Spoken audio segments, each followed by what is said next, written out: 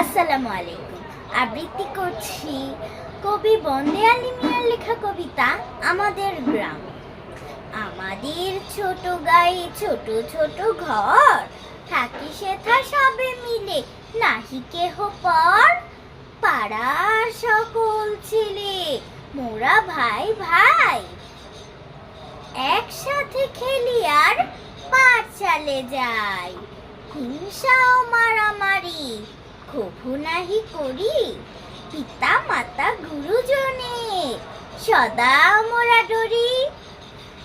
আমাদের ছোট গ্রাম মায়ের সমান, আলো দিয়ে বায়ু দিয়ে বাঁচায়েছে প্রাণ। মাঠ ভরা ধান আর জল ভরা দিঘি, চাঁদের কিরণ লেগে করেছি কি মিকি। ধন্যবাদ।